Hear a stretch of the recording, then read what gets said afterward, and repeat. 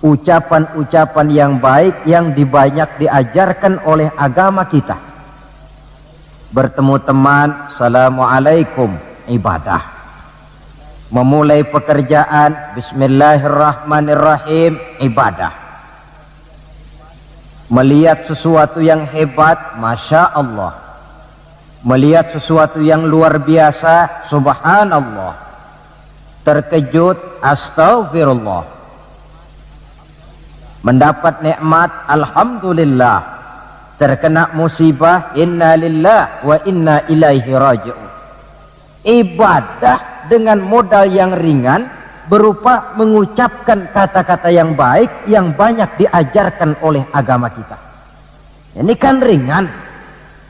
Tidak perlu syarat toharoh. Orang tidak punya wudhu itu istighfar boleh, tidak punya wudhu itu baca sholawat boleh. Membiasakan ucapan-ucapan yang baik di dalam kehidupan. Itu hikmah yang kita ambil dari kalimat subhanallazi. Kalimat selanjutnya asra. Maha suci Allah yang telah menjalankan. Asal kalimat asra ini sara yasiru, lalu dibentuk dalam bentuk majhul menjadi asra yusri isra'an. Maha suci Allah yang telah menjalankan. Segera nampak dari ayatnya, saudara-saudara, bahwa dalam peristiwa Isra dan Mi'raj itu yang aktif sebenarnya Allah. Nabi pasif. Allah yang menjalankan, Nabi yang dijalankan. Orang dijalanin tentu terima beres, namanya juga dijalanin. Maka tidak heran kalau beliau berangkat dari Mekah, kemudian menuju Masjidil Aqsa di Palestina. Dari sana naik ke langit pertama, 2, 3, 4, 5, 6, 7. Dari sana naik lagi ke Rafraful Akhdar, sampai ke Sidratil Muntaha, sampai di bawah Aras, menerima perintah sholat, melakukan kunjungan ke surga dan neraka, kembali lagi ke Mekah tidak lebih daripada 1/3 malam. Kok bisa ya? Kalimatnya asra. Allah yang menjalankan, Nabi yang dijalanin. Tentu saja karena dijalankan, beliau lalu terima beres. Andai kata Rasul berjalan sendiri, terang beliau tidak akan mampu menempuh jarak yang demikian jauh dalam waktu yang relatif singkat. Artinya, di dalam memahami peristiwa Isra dan Mi'raj ini, yang dipakai bukan logika intelektualitas manusia, tetapi logika kemahakuasaan yang mutlak dari Allah Subhanahu wa ta'ala. Satu contoh kecil. Saya satu hari berangkat ke Bogor. Jam 9 saya berangkat dari rumah, ambil baju di lemari, saya pakai. Berangkatlah saya ke Bogor. Saya tidak tahu kalau di kantong baju saya ada semutnya. Saya pun berangkat ke Bogor. Jam 10 sampai di Bogor, 10:30 urusan selesai, kembali lagi ke rumah 11:30 sudah sampai di rumah. Baju saya buka, saya gantung kembali di lemari, semutnya keluar dari kantong, cerita sama teman-temannya. Saudara-saudara bangsa semut, percayalah saya baru saja pulang dari Bogor. Kata temannya, jam berapa kau berangkat? Tadi jam 9. Lalu 11:30 sudah sampai lagi di sini? Iya. Temannya yang berpikir menurut logika semut mana mungkin percaya, tentu akan berkata bagaimana mungkin mut. Badanmu begitu kecil, jalanmu begitu lambat, masa ke Bayoran Bogor jam 9 berangkat, 11:30 sudah pulang lagi? Temannya tidak tahu, semut bukan jalan sendiri, tapi nyempeng di kantong saya.